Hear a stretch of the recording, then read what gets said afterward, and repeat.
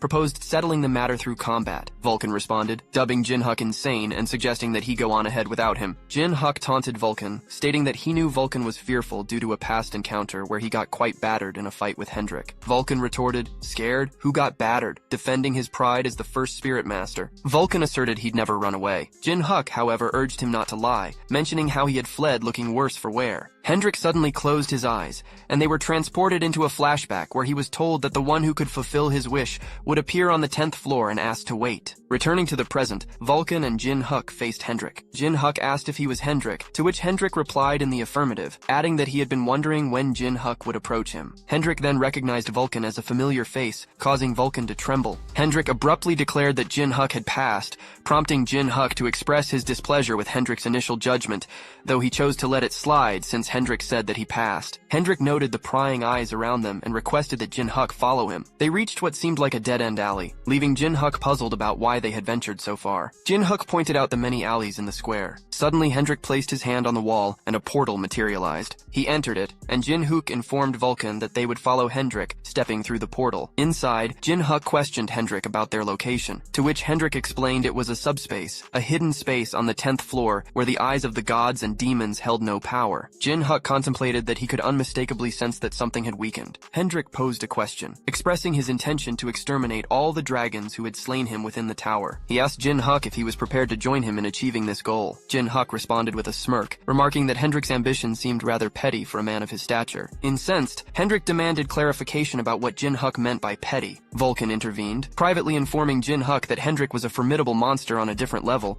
and questioned why he was provoking him. Jin Huk telepathically labeled Vulcan a loser, and assured him that he had a plan in mind. Addressing Hendrik, Jin Huk acknowledged that he might not fully understand Hendrik's situation, but he could grasp how Hendrik had become the way he was. Jin Huk expressed his certainty that Hendrik was aware that the culprits who had wronged them weren't limited to the 4 royalties. Jin Huk stated that he didn't care why Hendrik had become fixated on dragons, but declared it insufficient for him to form an alliance. He proclaimed his intention to exact vengeance on all those who had wronged him, irrespective of whether they were the four royalties or anyone else. In essence, Hendrik's goal was too little for Jin Huk to ally with him. Hendrik in response inquired if Jin Huk genuinely planned to confront the four royalties. Jin Huk asserts that they both embody a state of death yet alive, attributing those malevolent individuals as the culprits responsible for his demise. Abruptly, Hendrik begins to chuckle, eventually erupting into laughter, leaving Jin Huk and Vulcan to observe him in silence. Subsequently, Hendrik extends his apologies, affirming Jin Huk's correctness. A sudden transformation in Hendrik's demeanor transpires,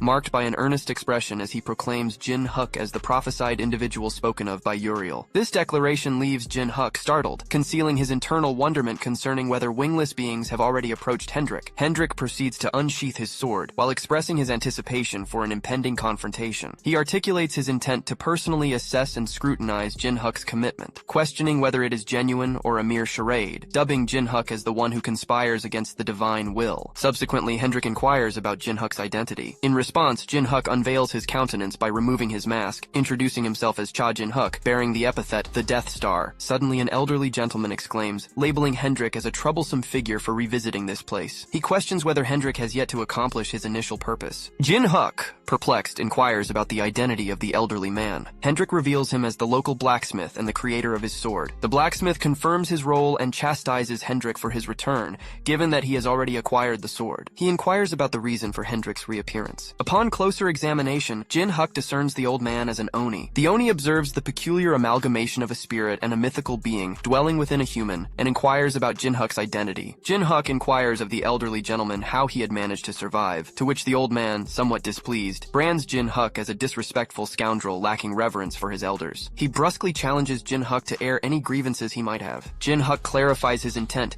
seeking to know how the old man had endured that calamity. Suddenly, the Oni's countenance shifts to one of gravity, and he poises himself to strike Jin Huk with his mallet, convinced that Jin Huk was the arsonist responsible for his village's devastation. However, Hendrik intervenes, restraining the Oni's hand. The Oni, tears glistening in his eyes, implores Hendrik to release him, asserting that Jin Huk had set his village ablaze. Hendrik reassures him, urging him to calm down and explaining that Jin Huk shares a similar background. Vulcan, curious, inquires if the Oni was acquainted with an Oni named Haru. The Oni, taken aback, questions how Vulcan knew Haru. Back at the elderly man's location, Jin Huk quietly recounts his encounter with Haru, prompting a sense of relief in the Oni upon hearing that Haru was alive. Hendrik, standing nearby, ponders internally how surprising it was that such a fortuitous coincidence had unfolded. The Oni recounts that that day marked the commencement of their village's traditional festival. Every Oni had ascended to the 100th floor, but due to his advanced age and illness, he had stayed behind. Tragically, that very night, his village was reduced to ashes. Anxiously, the Oni inquires about Haru's safety. Jin Huk reassures him, disclosing that Haru is currently on the 9th floor, and they would soon reunite with her. The Oni then notes the mask in Jin Huk's possession, and inquires if it belonged to Haru. Jin Huk confirms it, explaining that Haru had regarded it as her way of repaying him for saving her. Hendrik, curious about Haru's strength, asks Jin Huk, who affirms her prowess and adds that she is still growing, likely surpassing them in one-on-one battles. Hendrik inquires about Haru's status in Jin Huk's party, wondering if she was a temporary or permanent member. Jin Huk explains that he had embraced Haru's mask and committed to seeking vengeance alongside her. Geno, the Oni blacksmith, gratefully grasps Jin Huk's hand and introduces himself. He pledges to do everything within his power to support Jin Huk and implores them to rebuild the village with Haru. Jin Huk, slightly taken aback, responds, well, we should. Observing the scene, Vulcan muses internally about whether Jin Huk comprehends that accepting the mask is equivalent to accepting Haru's proposal. Geno generously offers all the weapons in his workshop. After inspecting the swords, Jin Huk notes their exceptional quality, surpassing those received from the Gold Lich. Hendrik clarifies that Geno is the finest Oni blacksmith, explaining the exceptional craftsmanship. Following this exchange, they decide to depart but find Geno peacefully asleep. Hendrik remarks that Geno appears to have finally relaxed upon learning of a survivor from his village, a rarity in his experience. Jin Huk suggests they leave Geno to rest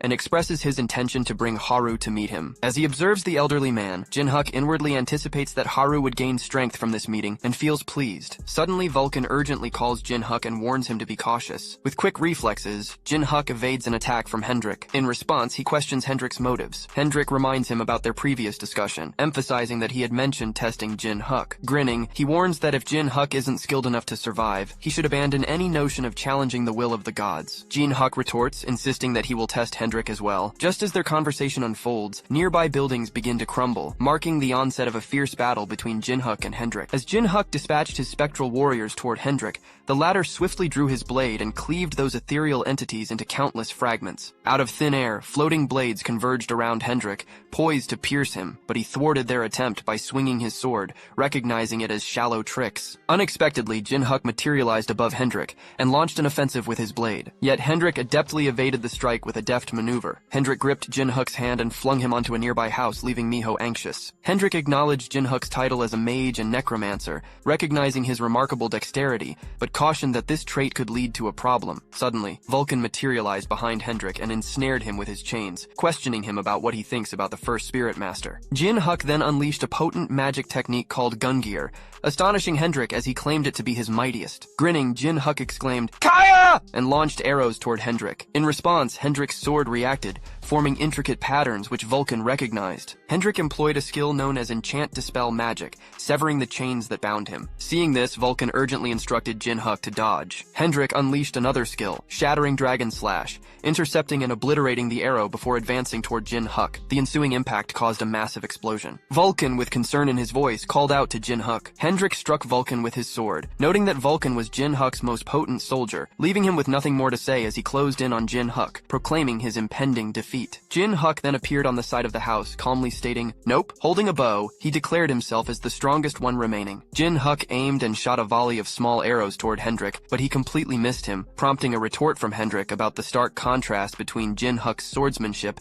and his archery skills, describing the latter as atrocious. However, the arrows took an unexpected turn, glowing with magic, and returned to pierce Hendrik, causing him to descend inwardly. Jin Huk celebrated a critical hit and resolved to go all out to finish Hendrik. Donning his own mask, Jin Huk mentioned that he had only previously brought out the side effects when using the mask with Haru, but now he intended to succeed. As he put on the mask, he harnessed his battle foresight. Hendrik's anger intensified, conjuring a colossal fire tornado at his location. Jin Huk regretfully noted that he had missed his chance, and that Hendrik was not an easy foe to vanquish. Hendrik, now with a transformed countenance, laughed and acknowledged Jin Huk's strength, asserting that he had lost in terms of numbers. He declared that the fight wasn't over, craving more. Hendrik unleashed his skill, charging Dragon Spark, urging Jin Huk to continue the battle. Jin Huk was left in disbelief, internally grappling with the realization that there seemed to be no way out. He could track Hendrik's attacks with his battle foresight, but he lacked the speed to evade them, and getting hit would prove fatal. With no alternative, Jin Huk retrieved his fox mask, donning it and expressing his trust in it. He looked rather impressive with his new mask. The elderly man's eyes snapped open,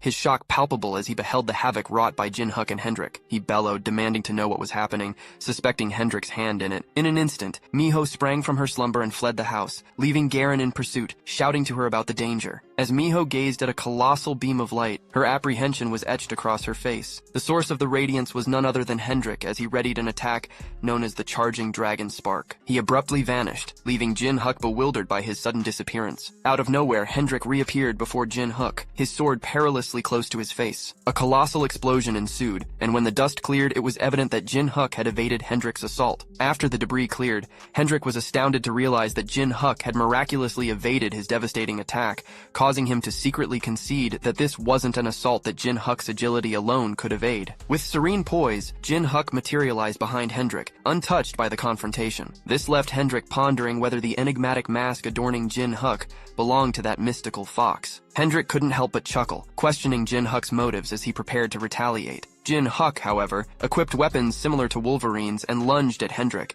their blades clashing in a tense showdown. Countless clashes ensued between them, their weapons clashing and sparking in a flurry of combat. Abruptly, Hendrik burst into laughter, complimenting Jin Huk's enhanced mobility and newfound strength, pondering aloud whether the mystical fox mask was the source of this transformation. In response, Jin Huk maintained an unwavering silence, his eyes carefully scanning for an opportunity. Seizing a perceived weakness, he lunged forward to strike, but soon realized that Hendrik had deliberately created this opening to deploy his magic. Hendrik's sorcery triggered a powerful explosion where Jin Huk had stood moments ago. Astonishingly, Jin Huk emerged from the settling dust unscathed, poised in a defensive stance with an intense gaze. He attempted to employ the charm skill on Hendrik. However, Hendrik swiftly shattered the charm and quipped, "I don't swing that way," a chuckle following as he explained that such spells could be easily broken with a bit of focus. Suddenly, Jin Huk materialized poised in front of Hendrik, retorting, "But you'd have to stop moving for a moment." Internally, Jin Huk resolved not to employ a weak weapon and decided to conclude the confrontation with a decisive attack. He announced his intention to employ the Gung Hun skill, combining it with all master martial combat, Fox's mobility, and various enchantments such as enhanced physical strength, spirit power, demonic energy, and divine power. As he readied to punch, he informed Hendrik that this would be the end, concluding with a taunting remark and unleashing the Choi Gang Hun technique, a straight jab with a mighty shove. Jin Huk propelled Hendrik, unleashing a cataclysmic explosion that laid waste to numerous buildings. Amid the debris, Vulcan struggled to regain his footing, questioning whether he had lost consciousness and pondering the outcome of the battle between Jin Huk and Hendrik. His attention was abruptly drawn to Cha Jin Huk, standing as if he had emerged victorious, blood trickling from Jin Huk's eyes and mouth as he began to stagger, prompting Vulcan to call out his name with deep concern. Internally, Jin Huk acknowledged that he had expended all his strength, rendering his body immobile. He regretted not finishing Hendrik with his last attack, especially since Hendrik remained standing before him, far from defeated. Hendrik, visibly battered and fatigued, informed Jin Huk that he had passed. However, Jin Huk's irritation flared, and he rebuked Hendrik, asserting that he had failed. He emphasized that deploying a final move should render one incapacitated,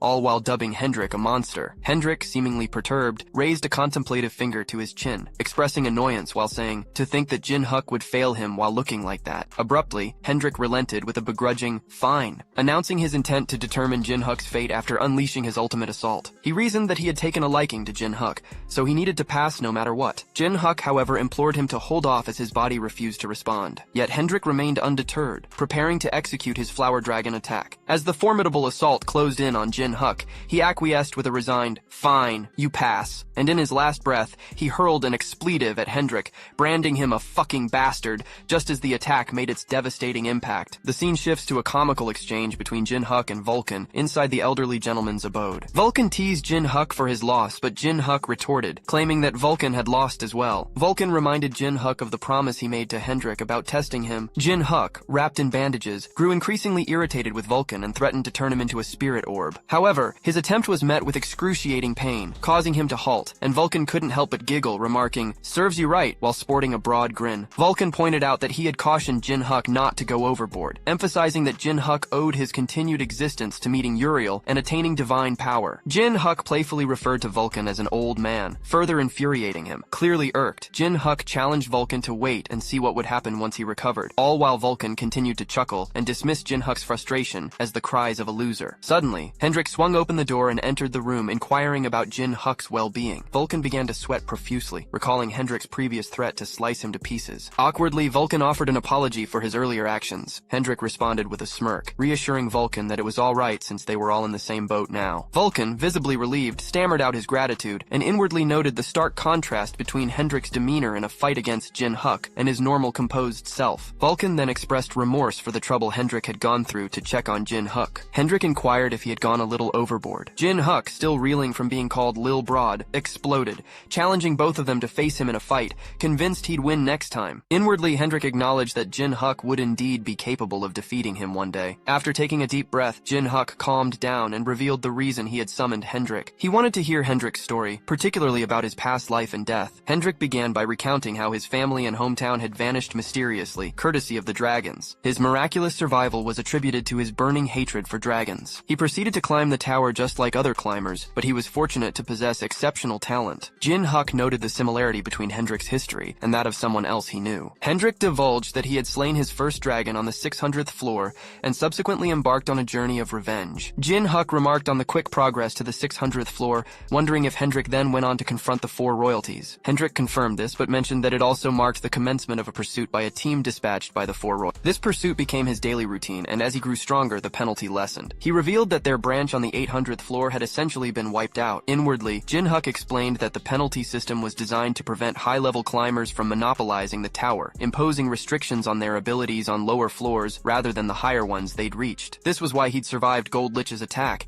If there wasn't a penalty, he would have died from one attack. He asked Hendrik about the highest floor he had reached, and Hendrik replied, 900. 100th floor. It was on that floor that his plan ultimately met its demise. Jin Huk realized that Hendrik could have become a transcendent. Hendrik continued his tale, explaining that a more formidable pursuit team under the 4 royalties had been dispatched to capture him, and he eventually succumbed to their numbers. He became like this, he said. Hendrik found it ironic that among the myriad species, he had reincarnated into the body of a dragon. He desired death, but couldn't easily achieve it in such a powerful form, so he accepted it, vowing to use this body as a tool for his revenge. Jin Huk replied with a smirk. Yeah, that sounds like you. Hendrik, eager to get started, asked when they should begin climbing. However, he suddenly recalled that Jin Huk had mentioned waiting for Haru. Jin Huk, looking puzzled, inquired whether Hendrik intended to join them in climbing the tower. With a playful grin, Hendrik quipped, "Where would I go after leaving you, weakling?" making Jin Huk more pissed off. Hendrik then asserted that he and Jin Huk were remarkably similar because they both had faced their last moments alone in their previous lives, marred by failure. They needed to learn from these experiences, and it would be foolish to believe they could face their challenges alone. Jin Huk nodded in agreement, recognizing the need for a friend and ally, someone from their bloodline to stand by their side. Hendrik then made a surprising proposition, suggesting that Jin Huk should create a guild. Jin Huk, taken aback, stammered, "A guild?" Meanwhile, in the guild house on the 600th floor's Holy Kingdom, a woman expressed her frustration and inquired about the commotion. She opened the door and turned to Kane, asking him what was happening. Kane gazed at the flames that Jin Huk had ignited on the 10th floor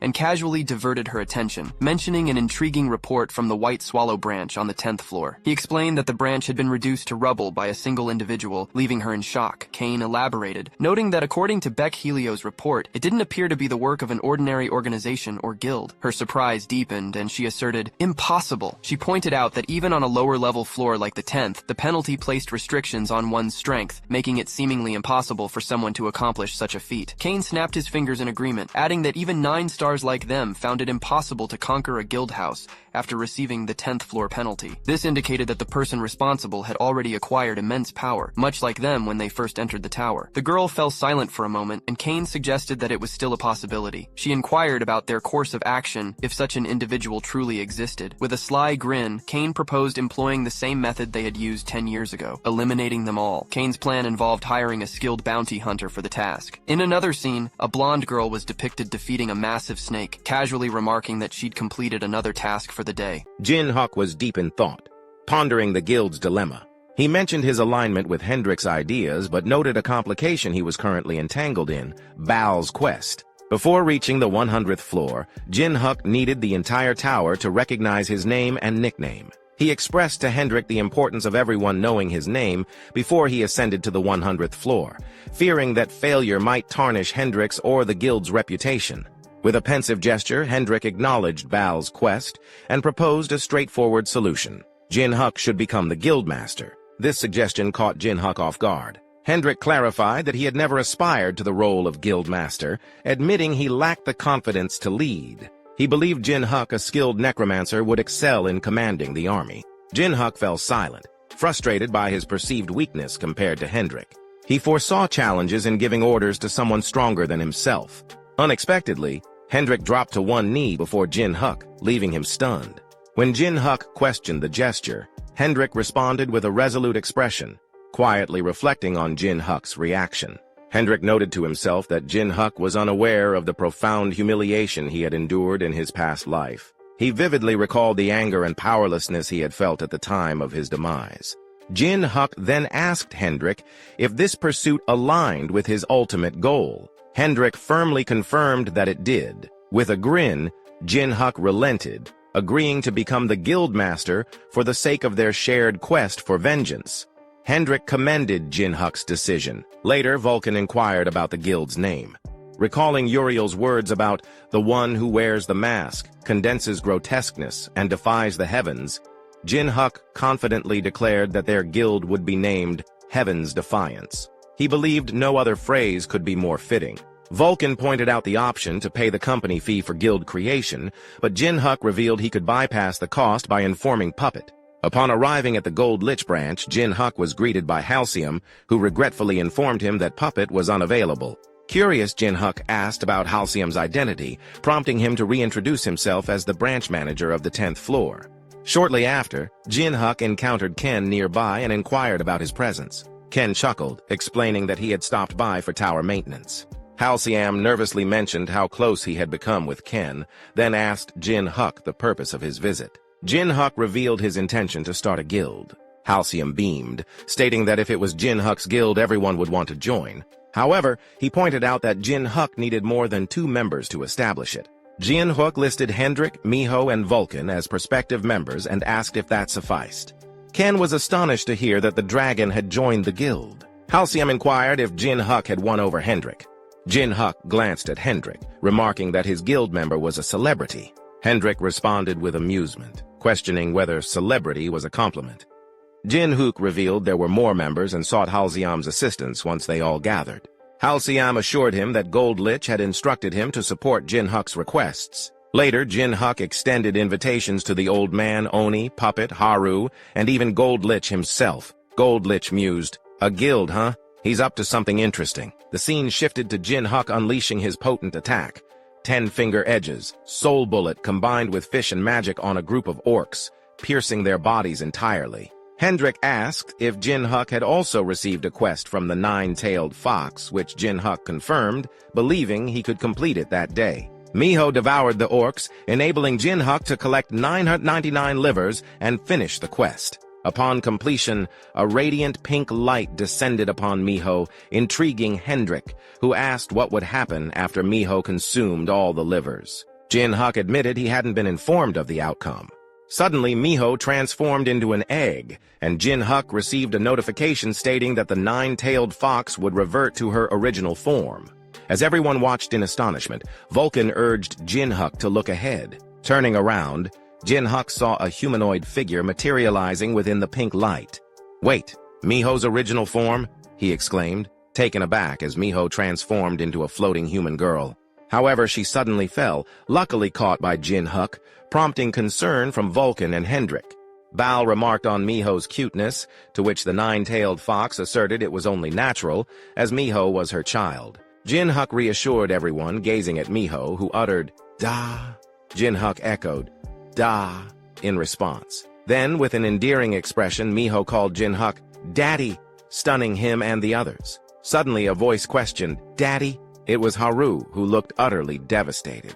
Demanding to know why Miho referred to Jin Huk as Daddy, Miho gestured toward Haru and inquired about her identity, casually slipping in the word Daddy. Haru felt a sting at Miho's use of that term for Jin Huk.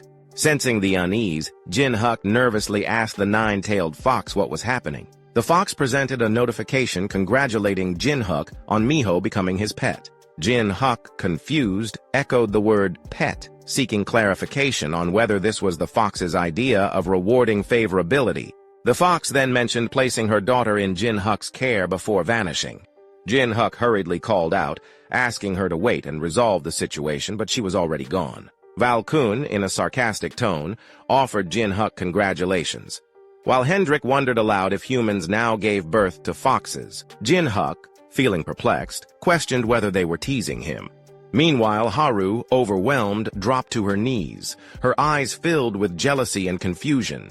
"Daughter? If his daughter is that old, when did Jin Huk have one?" she exclaimed. Despite acknowledging Jin Huk's strength and charm, she struggled with the idea of him having a lover. Nevertheless, she resolved to accept the situation and move forward, muttering to herself, "That's it. It's okay. I'm okay." Noticing Haru was a female Oni, Hendrik assumed her identity and courteously greeted her. "Nice to meet you," he said, introducing himself as Hendrik and mentioning his membership in Jin Huk's party. He entrusted himself to her care. Haru glanced at the man standing before her, but in her eyes, Hendrik's image flickered into flames, triggering a flashback of her village engulfed in fire. Oni villagers fled, children cried, and in the distance, a dragon's silhouette loomed, its menacing laughter revealing it as the arsonist. Back in the present, Haru angrily denounced Hendrik as the village's enemy, lunging toward him with a cry of "Die!" as she swung her sword. Hendrik blocked her strike and urged Jin Huk to clarify the situation, emphasizing Haru's misunderstanding. However, Jin Huk, with a smirk, dismissed the idea, claiming that Haru's anger was directed solely at Hendrik and leaving him to handle the situation on his own. Despite Hendrik's warning about the potential harm to Haru, Jin Huk assured him she could handle it. Hearing this, Hendrik smirked and announced that he would consider this confrontation as the entrance test for Go Against God. Hendrik retaliated against Haru, sending her flying backward. She soared into the forest, crashing into numerous trees and creating a massive cloud of dust. As the dust settled, Haru charged at Hendrik with her sword seemingly unharmed. Hendrik intercepted her strike, complimenting her spirit but pointing out that her current effort wouldn't be enough. His counterattack showcased his immense power, leaving Haru no choice but to acknowledge his strength. She fell to the ground, realizing the huge gap in their abilities. Frustrated that her enemy was right in front of her, yet she lacked the power for revenge, Haru felt defeated. Then the sword spirit emerged, chuckling as he offered Haru his power, just this once, promising to grant her the strength to slay a dragon. He explained why he was known as a dragon slayer sword. Accepting the sword's power, Haru's appearance changed, and she lunged toward Hendrik. Intrigued by the sword's apparent consciousness, Hendrik invited her to give it her all. As she prepared to strike, uttering "die," Hendrik effortlessly blocked her attack. Haru was shocked that he could neutralize the Dragon Slayer sword's might with just one hand. Subsequently, Hendrik kicked her, causing her to cough and kneel down. Asserting his dominance, he proclaimed that his sword's strength surpassed hers, evident in its composition. Despite feeling defeated, Haru refused to give up easily. She pleaded with the Dragon Slayer sword for more strength, a power potent enough to accomplish her revenge. The sword, with a wicked grin, encouraged her determination. Haru then emanated a menacing, powerful aura, enveloping her entire body and sword in a pink glow. Hendrik, recognizing this power as sword silk, widened his eyes in astonishment. Vowing retribution for her burned village and the resentment of the deceased Onus, Haru attacked Hendrik with her newfound power. However, he easily evaded her strikes, cautioning her that the power she wielded surpassed her own capabilities. Hendrik warned that the sword forcibly bestowed this strength upon her, placing her in grave danger if she continued to use it. Leaping toward her, he implored Haru to release the sword, explaining that the power acted like a consuming parasite beyond her current stage of handling. Haru, recalling the flames that devoured her village, closed her eyes momentarily. Then, fueled by anger, a pink aura glowed fiercely in her eyes. She angrily declared her determination to release the sword only when Hendrik perished, blaming him for the village's destruction. Unleashing a barrage of silk slash attacks on the surrounding area, she vowed unforgiving retribution. Hendrik skillfully evaded her strikes but sustained a small cut on his cheek. Internally, he wondered if she harbored a grudge against dragons as well.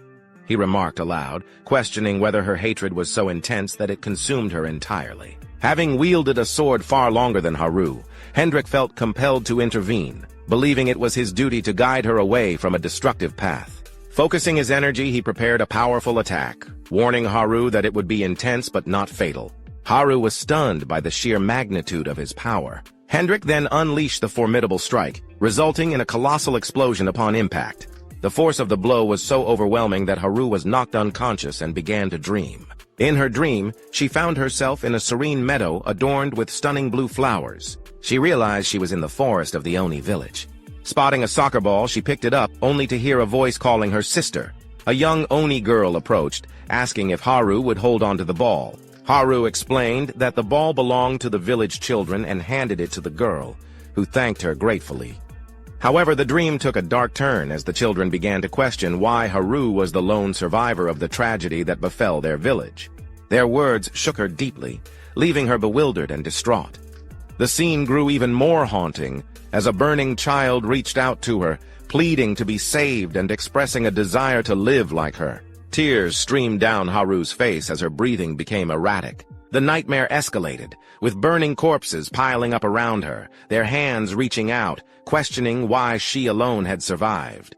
Amidst the chaos, Haru wondered inwardly why she had been spared. Her sword responded, stating that it was her destiny. It urged her to wield the Dragon Slayer's sword and carry on, for revenge could only be sought through her. The sword reminded her that despite the Oni's demise, she must stand tall, embodying both the values of kindness and vengeance. Meanwhile, Hendrik turned around, astonished to see Haru standing after enduring his powerful dragon spark attack. Haru dashed toward him with a vacant gaze, closing the distance between them in an instant. She plunged her blade into his stomach, and both collapsed to the ground. Upon impact, the sword shattered, and its remnants whispered that this was likely Haru's limit. It urged her to grow stronger, to one day cut through Hendrik and avenge the Oni. Concerned, Jin Huk called out to both Haru and Hendrik, while Vulcan inquired about their well-being. Hendrik reassured them that he was fine, noting that Haru had exhausted herself before stabbing him. He believed it was best to let her rest, and they returned to the village. Inside an apartment, Haru lay sleeping on a bed, her appearance gaunt and frail. Observing her condition, Hendrik speculated that she might be malnourished, having repeatedly pushed herself beyond her limits. He wondered if she would attack him again upon waking. Jin Huk suggested that she might, noting that her story resembled Hendrik's own past, possibly involving one of the dragons that had ravaged her village. Hendrik reflected on the possibility that the previous owner of his dragon body might have been one of the dragons responsible for the attack on Haru's village. Accepting the burden of his body's past sins, he resolved to endure any resentment Haru might harbor toward him. Jin Huk fell silent after hearing this, then requested that Hendrik accompany him. He mentioned that he had booked the entire second floor and urged Hendrik to make himself at home until Haru woke up. Hendrik expressed gratitude, but declined, feeling he did not deserve such kindness due to the sins of his past. Before he could finish, Jin Huk cut him off sharply, exclaiming, "Do you think I give a damn about that?"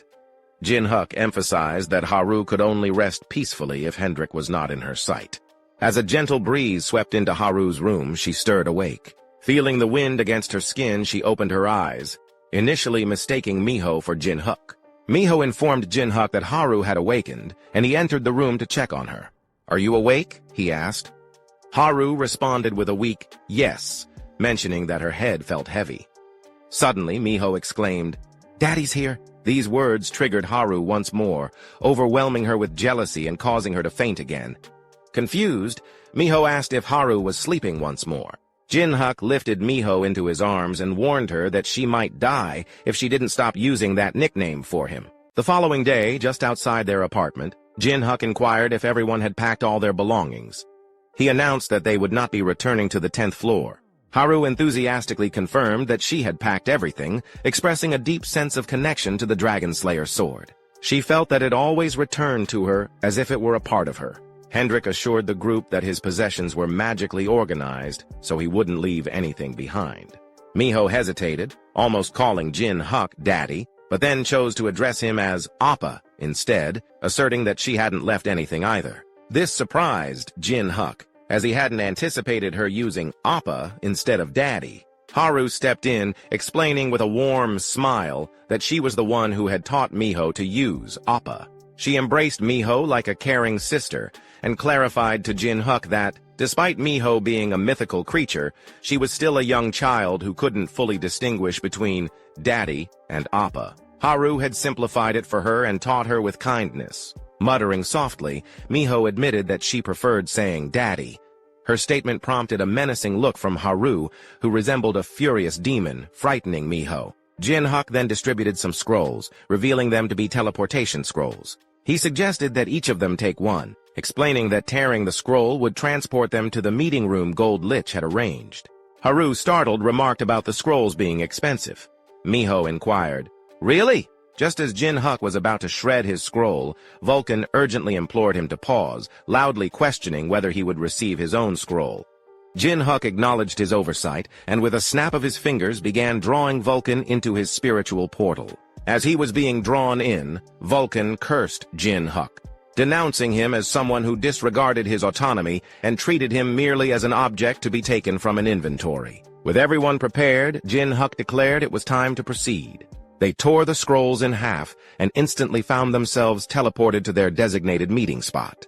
Hendrik inquired, "Is this it?" Haru expressed her astonishment at discovering such an impressive place on the 10th floor.